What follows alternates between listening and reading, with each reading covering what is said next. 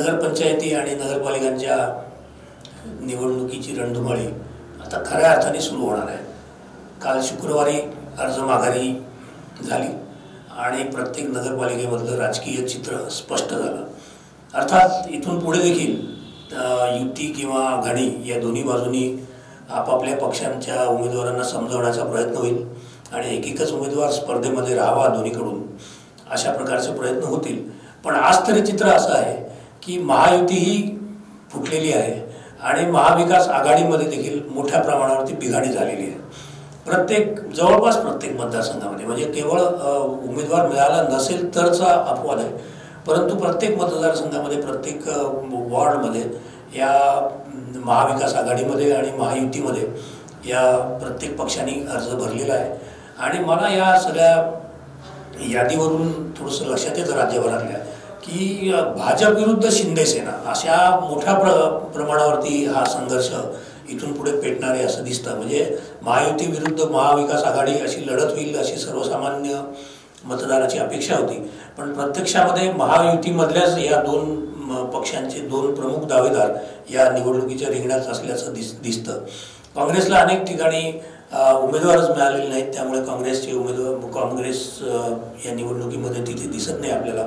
अनेक वॉर्डांमध्ये म्हणजे शहरांमध्ये प्रतिनिधित्व काँग्रेसचं आहेच आहे, त्यांचा प्रेझेन्स आहे, परंतु अनेक वॉर्डांमध्ये त्यांना उमेदवारच मिळालेले नाहीत। कारण आता इच्छुकांपुढे 6 प्रकारचे चॉईस आहेत।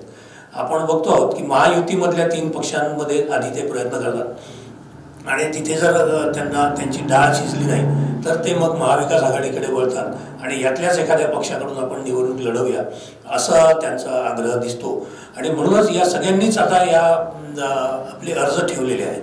तर आता यांच्यामध्ये एबी फॉर्म कोणाला मिळणार, मग मुख्य निवडणुकीच्या रिंगणात कोण कोण राहणार हा प्रश्न आहे, परंतु या सगळ्यांची नावं मतदार यादीमध्ये उमेदवारांच्या यादीमध्ये मतपत्रिकेवरती दिसणार आहेत एवढं मात्र निश्चित। याच्यामध्ये कारण असं आहे या दोन पक्षांमधल्या सुंदोपसंतीचं की वरिष्ठ पातळीवरच म्हणजे याला काय म्हणतो आपण उभा वाद पेटलेला आहे। एकनाथ शिंदे म्हणतायत की तुम्ही आमच्या लोकांना घेऊ नका आणि भाजप म्हणतंय की तुम्ही आमच्या लोकांना घेतल्यामुळे आम्ही तुमच्या लोकांना आमच्या पक्षात घेतलेलं आहे। तेव्हा या प्रकारचा हा जो वाद आहे हा वरिष्ठ पातळीवरच सुरू असल्यामुळं खाली देखील त्याचे परिणाम आपल्याला पडसाद दिसायला लागलेले आहेत। आता याच्यामध्ये आपल्याला एक लक्षात घ्यावं लागेल की प्रभाग पद्धती केलेली आहे सगळ्यांनी आणि या प्रभाग पद्धतीमध्ये एका उमेदवाराचा 3 वॉर्डांमध्ये 3 ते 4 वॉर्डांमध्ये प्रभाव असणं अत्यंत आवश्यक आहे। आता राष्ट्रीय पक्ष म्हणून भाजपकडे मोठ्या प्रमाणावरती बूथ पातळीपर्यंतची यंत्रणा आहे। मराठवाड्याचा आपण जर विचार केला तर मराठवाड्यामध्ये शिंदे यांच्या शिवसेनेकडे तेवढ्या प्रकारचं मनुष्यबळ किंवा कार्यकर्त्यांचं जाळं आपल्याला दिसणार नाही, कारण मराठवाड्यामध्ये त्यांच्या आमदारांची संख्या कमी आहे, भाजपच्या आमदारांची संख्या सगळ्यात जास्त आहे। त्याच्यामुळे याच्यामध्ये होणार असं आहे बहुतेक नगरपालिकांमध्ये हे भाजपचं प्रभाव आपल्याला आगामी काळात दिसून येणार आहे। निदान या प्रचाराच्या रणधुमाळीमध्ये भाजपने ज्या काही विविध योजना पेरलेल्या आहेत, महिलांसाठी आहेत, शेतकऱ्यांसाठी आहेत, युवकांसाठी आहेत, तर त्या योजनांचा परिणाम या निवडणुकांमध्ये दिसणारच आहे।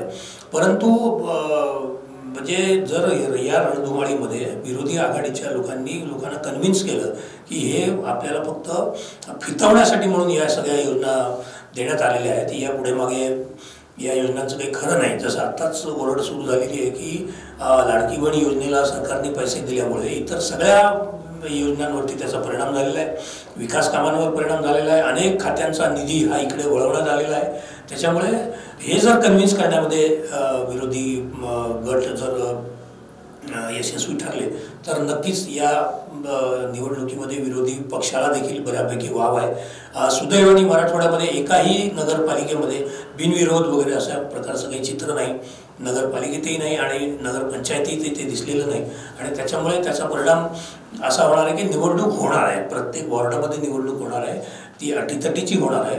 आणि याच्यामध्ये परत हेच सगळे फॅक्टर येत आहेत की इलेक्टिव्ह मेरिट काय आहे, त्याची आर्थिक सुबत्ता उमेदवाराची कशी आहे हे बघूनच म्हणजे हे लक्षात घेऊनच आपल्याला या निकालांचा आपल्याला अंदाज बांधता येणार आहे। याचा आपण दुसरी एक गोष्ट याच्यामध्ये आपण अशी बघतो की मराठवाड्याचा जर विचार करायचा आपण झाला तर मराठवाड्यामध्ये प्रबळ जर कुठला पक्ष असेल सध्या तर तो भाजप आहे.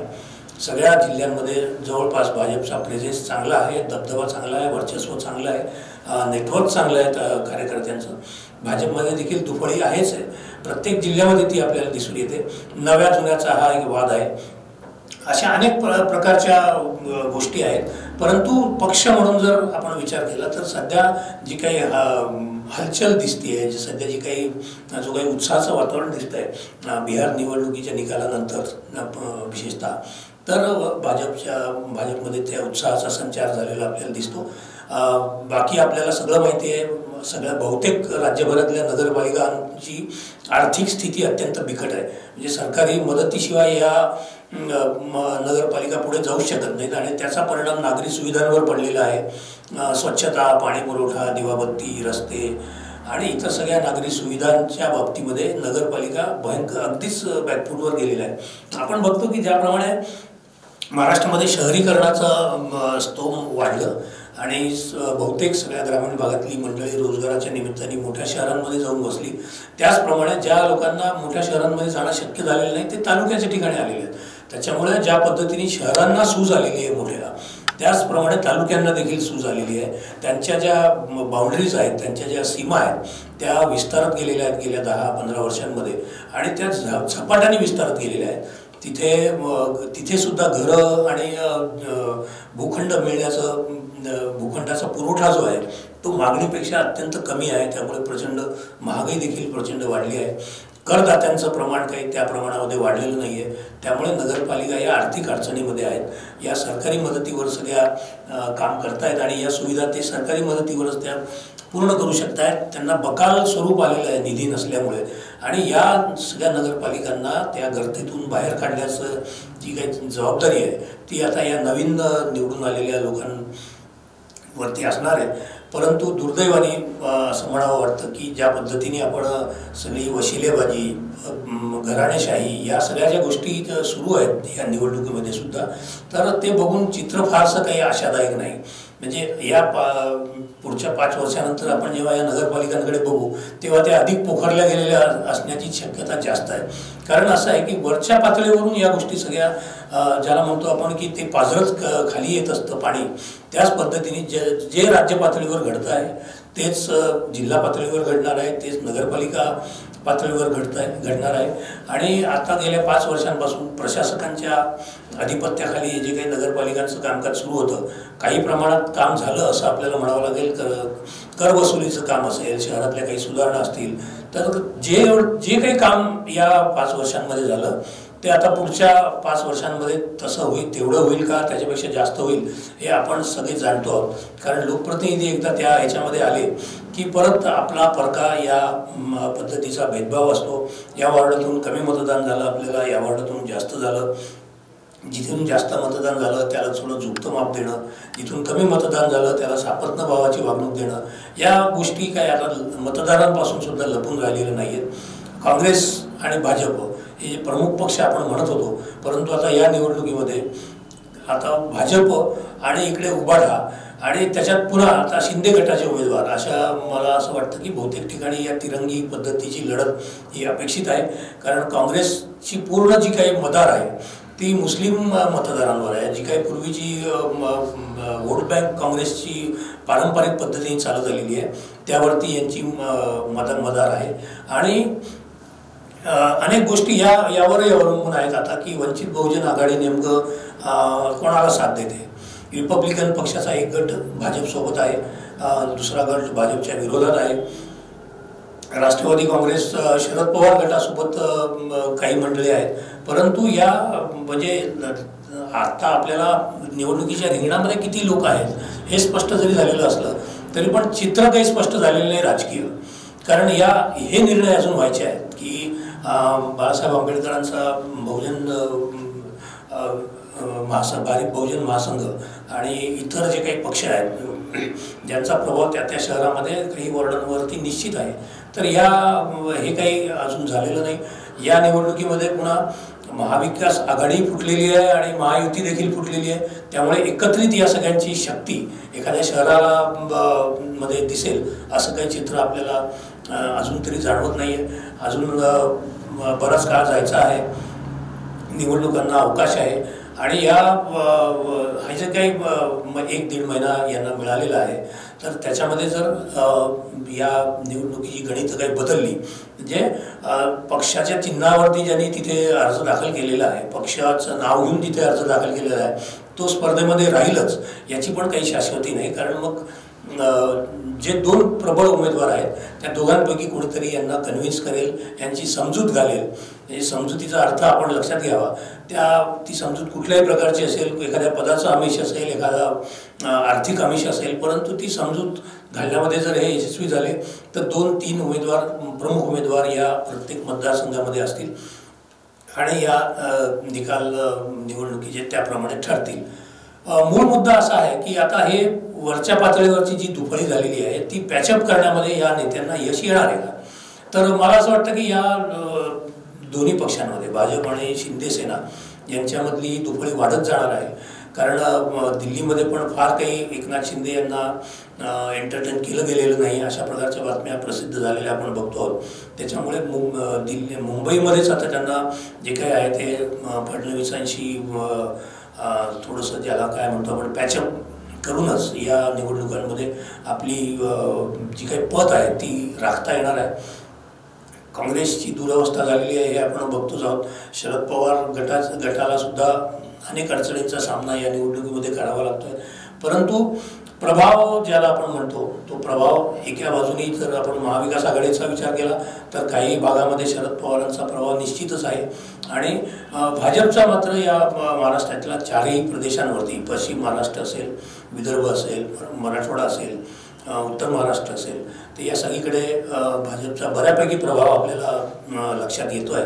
आणि कदाचित त्याचे निकाल जे काही आपल्या हाती येतील, म्हणजे ग्रामीण भागात सुद्धा बूथ वाईज त्यांनी काम केलेले हे स्पष्ट लक्षात येत आहे. म्हणजे विधानसभेनंतर या निवडणुकांपर्यंतचा हा जो काही कालावधी होता त्याच्यामध्ये त्याचं कारण असं आहे की हा पक्ष राज्य पातळीवर, देश पातळीवरती स्थिर आहे.